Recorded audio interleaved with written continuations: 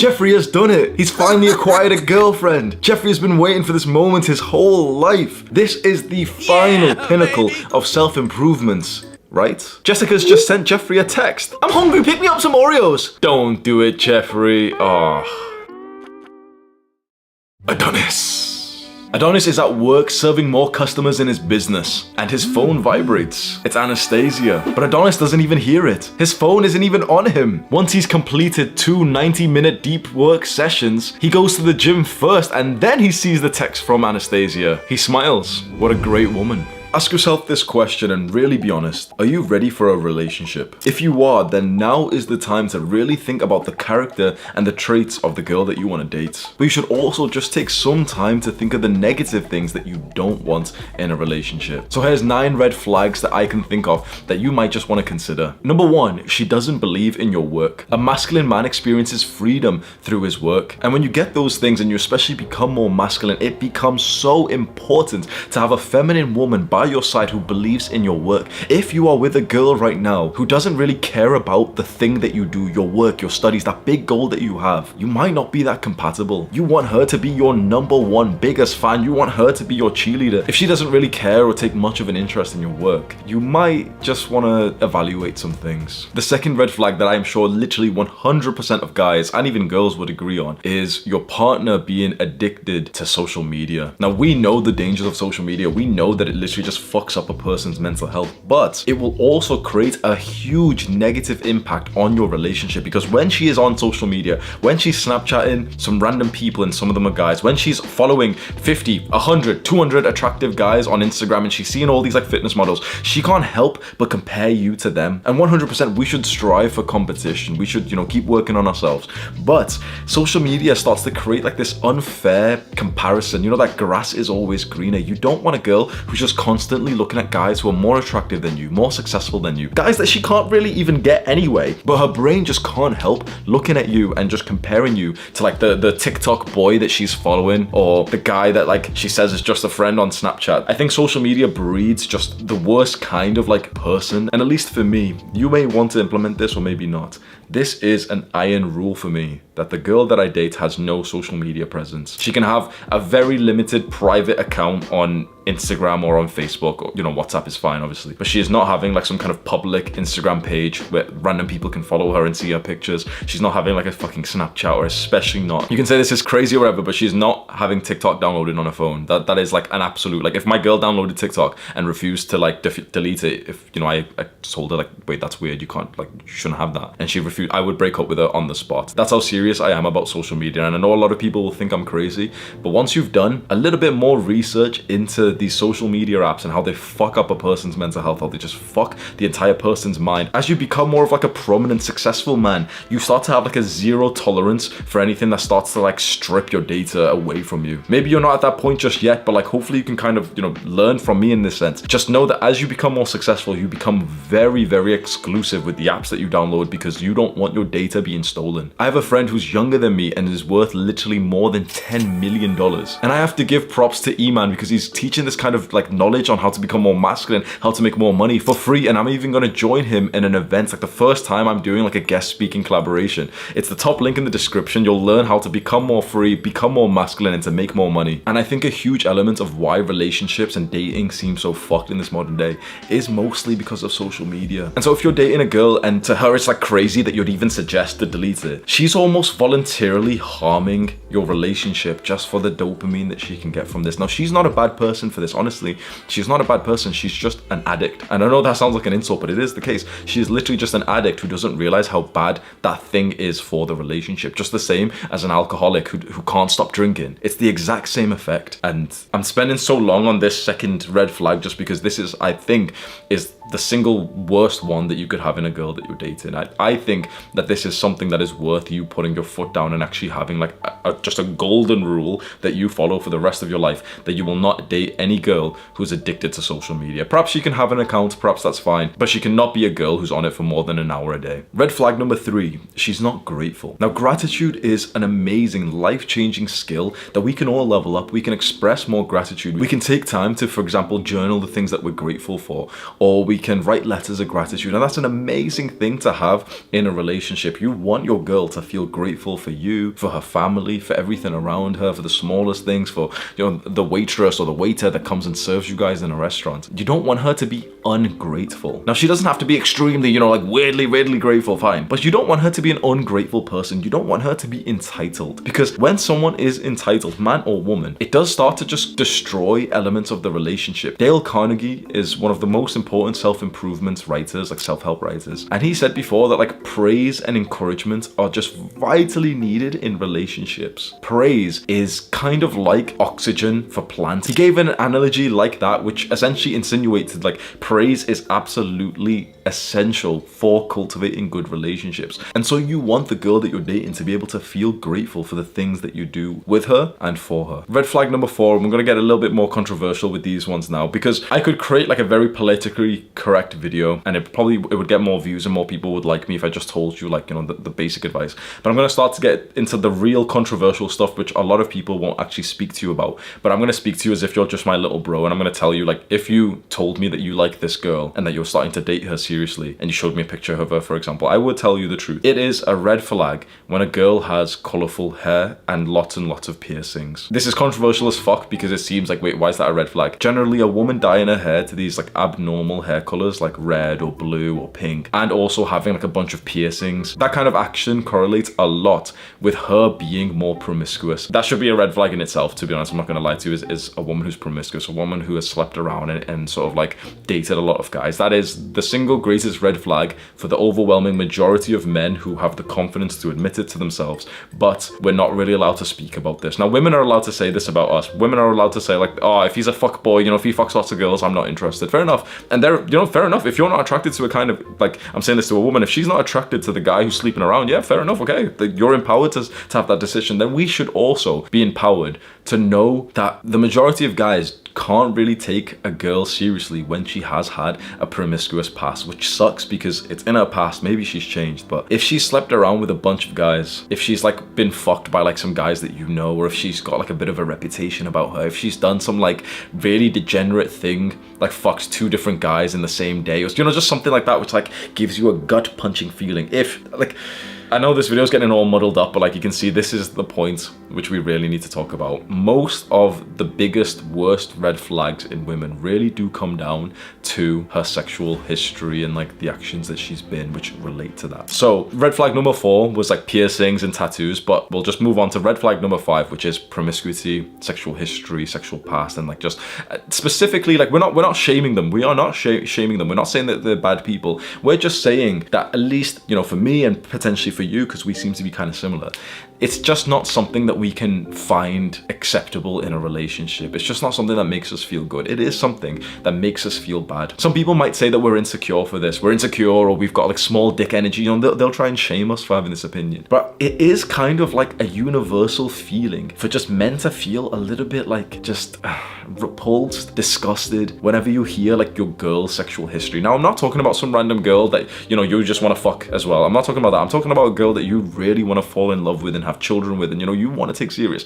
It fucking hurts, bro, because when I was 19 and I got into my first ever serious relationship, the girl I lost my virginity to, she was 4 years older than me. She was 23. So I'm 19, she's 23. I'm literally doing the sexual stuff for the first time ever, and she wasn't. She had, from what I remember, 2 boyfriends before me, and also she said 2 hookups as well. So 2 boyfriends, 2 hookups. She had a body count of 4 at 23, which isn't bad at all. Honestly, that's actually like on the low end. 4 guys that she had slept with at age 23. And you know what was very interesting, which I think will explain to us that this is not insecurity? I never once felt negative about the 2 boyfriends that she had before me, and obviously she would have like slept with them. I never really thought about those guys. Honestly, it never like played on my mind. But I'm gonna tell you the truth, which might, you know, make someone laugh at me. Knowing that my first ever girlfriend, who I lost my virginity to, who, you know, was my everything when I was 19 years old, knowing that she had had 2 hookups before me, 2 guys that she had a one-night stand with, 2 guys that had fucked her without even like knowing her much, that broke my fucking heart. That really gave me like a gut punch feeling that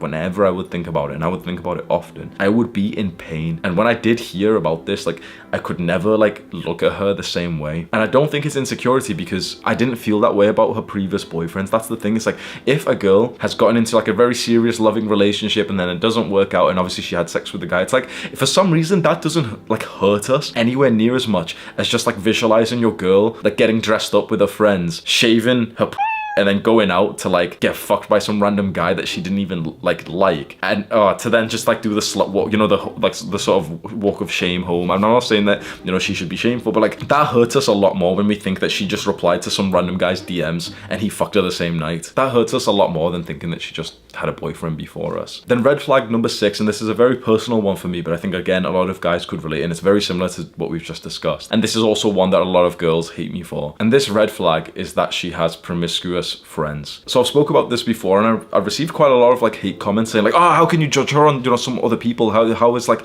the people that is in her life, that's not her fault? But like, it is. Do you know, me and you, we hold ourselves accountable, and we say to each other, we are the average of the 5 people that we spend time with. We say that phrase to ourselves, don't we? You're the average of the people that you spend time with. And so if I can criticize you, like the young man watching this, if I can criticize you for being friends with some loser who's kind of dragging you down, and you know, we should of course try to bring our friends up, but let's say this guy is like totally fine with being a Jeffrey. He's unambitious, he doesn't even care, he's like being mean to you and everything, he's like roasting you. If you keep being friends with him, the thing is like, I am somewhat allowed to like view you a bit negatively for that, because I'm thinking, okay, his friends, you know, your friend is a Jeffrey, but then if you're still really good friends with him, then you're probably a bit of a Jeffrey too. You have to be, right? Well, your girl can seem like a really good girl to you, but if you can see the behaviors of her friends, and her friends are really slutty and they're on like Tinder and they're going out and hooking up with a bunch of guys, the thing is that your girl, to be friends with that kind of person, has to have some things in similarity. She has to be somewhat similar to that, and you best believe that her promiscuous friends are going to encourage her to be more promiscuous. It's just how it works. And so we are very like judged on this, and I really don't want to come across as some guy who like hates women or anything, but like this is something that is very like core to me, because I am very like authentic with the way that I feel around women, and I used to hide that a long time ago with that same girl that I dated. Like, it broke my heart, and it gave me this gut pain, like this fucking pain, this lump in my throat when I'd heard these details about the first girl that I dated at age 19. But I kept it to myself because I didn't want to come across as like, you know, insecure or, you know, hurt. I wanted to like be really stoic. I was never able to express these emotions, and like my friends didn't understand or anything. I've got to this level of development and like confidence and, you know, independence in myself now, where like if I feel a level of like repulsed to a girl because I, you know, I hear something of her past, or I see that her friends are like quite low quality people who, you know, are taking drugs or something, then like I hold that true. Does that make sense? Like I stay authentic to this feeling. I don't push it down because some other people tell me that I'm being like sexist about it, because if that's how I feel, then that is clearly a part of my values, and we should always stick to our values. And so the 6th red flag is such a controversial one, because you must know that if she has friends who sleep around or do some kind of activity that you really don't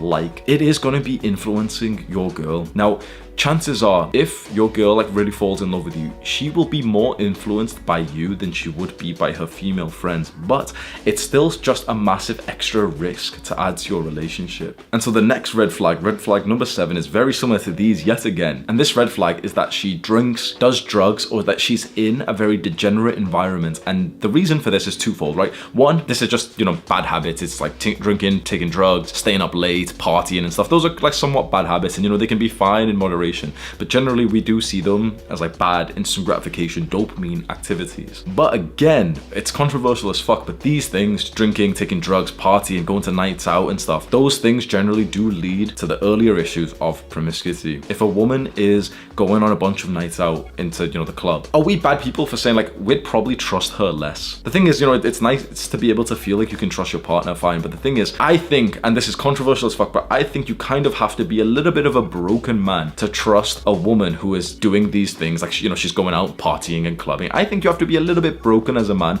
to trust your woman when she's going out into these environments, because bro, those environments, the drinking environment, the drug environment, parties, nightclubs, those environments are where people fuck. Those environments are where people cheat. To think that you're like, you know, the girl who's your everything, the girl you're in love with, is getting into those environments, or she wants to go partying and enjoy herself. There's reasons for that. Now, it can be a fun environment to go in and, you know, just just let loose and just go wild and, you know, enjoy yourself and drink and stuff. But generally that environment is quite fun because of the inclination that someone of the opposite sex is there. Does that make sense? So it's like before a party or a nightclub, both the guy and the girl spend quite a lot of time getting ready and it's a very horny, primal environment. And this is where like the cheating happens. This is where like the fucking happens for a lot of people. This is where people fuck. And to think that like you'd be okay with your girl to go in this environment because you're so confident. I don't think it's confidence. I just think it's like stupidity or ignorance. I personally would never accept that. If a girl who I was dating wanted to go on a night out or a party or something, it's like straight away, like I wouldn't even like say that she couldn't go. If she was serious about wanting to go, it's like it would just show that we're not compatible because I don't do that stuff anymore. Now I have done, and so if she's done those things previously, it's kind of like, you know, I still don't like it, but fair enough, I did them previously. But if she wants to do them now, if she wants to go to some like fucking party or something, it's like, bro, that's not me. And so clearly we're not compatible. I would end with a girl right there, right then. And I have done this previously. 2 years ago or 1.5 years ago, I dated a girl who still wanted to go on to like girls' nights out and go drinking with her friends. And I ended that right there, and it was painful as fuck. And I was called controlling. I was called a groomer. I was called manipulative. I was gaslit the fuck from this girl, her family, from like people in the comments when I spoke about it on YouTube.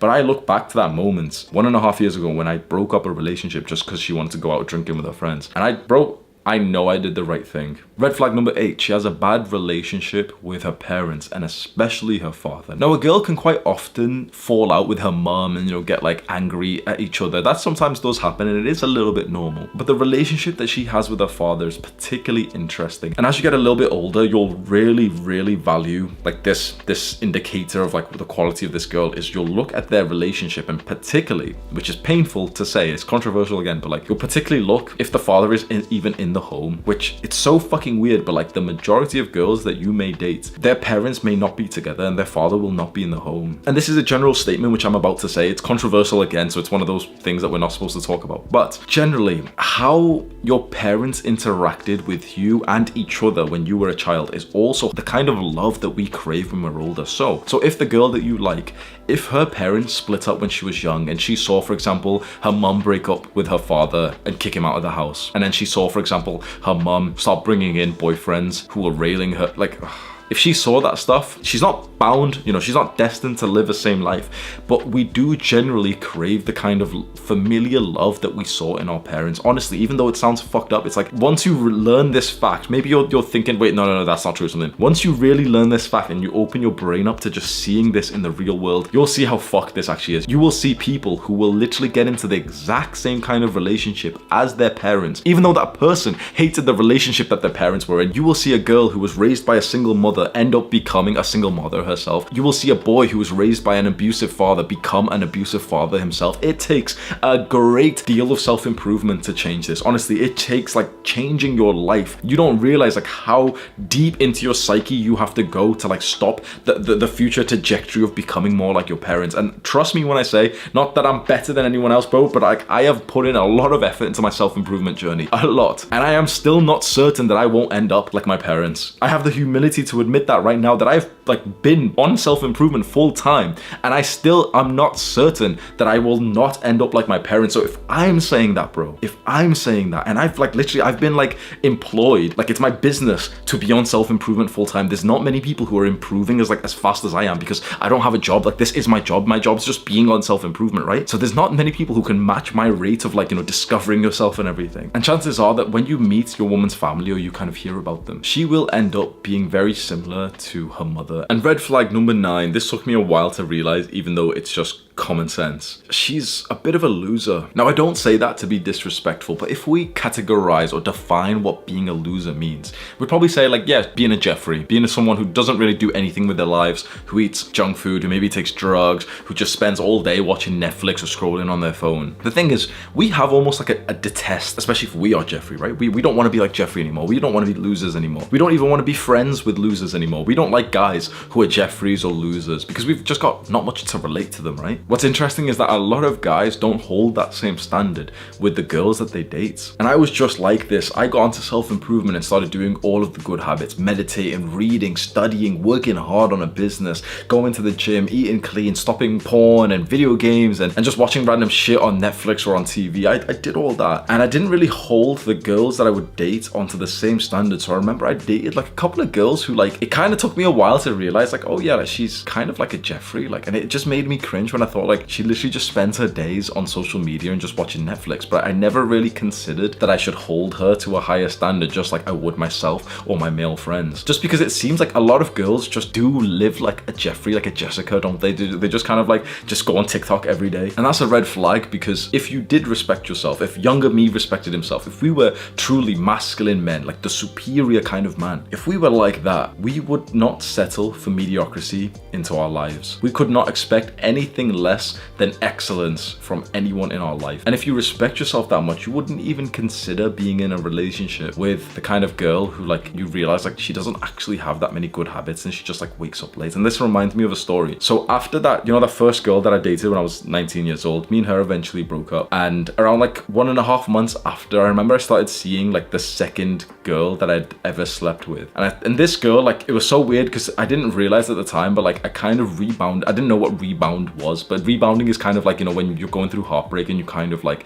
attach yourself to a new person. And so this random like other girl, I eventually like started dating her and sleeping with her. And I remember telling my friend, like, oh bro, she's perfect. This girl, like this new girl is so perfect. Oh my god, she's so amazing. And my friend was just always like, he never really spoke to me about this, but I remember he'd always just give me like a weird look, like, oh yeah. And I remember that this second girl that I ever slept with when I was like 19 years old, who I started to date, she was like a total Jeffrey. And I don't say this to insult her, but like with her, I literally got depressed because spending time with her and in like, you know, she would do no good habits. She would do nothing productive with the day. She'd literally just kind of like sit around and just watch Netflix and just eat food. I remember there were so many days that me and this girl would literally just order food at like 1 a.m., 2 a.m., eat till like 3 a.m., literally just eating food, watching shit on like our phones and laptops. I remember so often that when I would sleep around her place, like her student accommodation, we'd both wake up at like 3 p.m. Bro, we'd literally wake up at 3 p.m., I'd check my phone and instantly just feel depressed of like the entire day is just fucking gone. I've got to go to the gym, and by the time I'm finished with the gym, it's gonna be dark outside. I remember just feeling so fucking depressed and like, but thinking this girl was so perfect. And I wish someone just kind of sat me down, like a big brother, just sat me down and said, okay, evaluate her habits. Really tell me, what are her habits like? Because if I actually answered that question and I said, okay,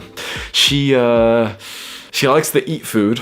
She likes to stay up late. She likes to watch stuff on Netflix. She likes to gossip and get into drama with her friends. And she likes to party and go out and take some drugs.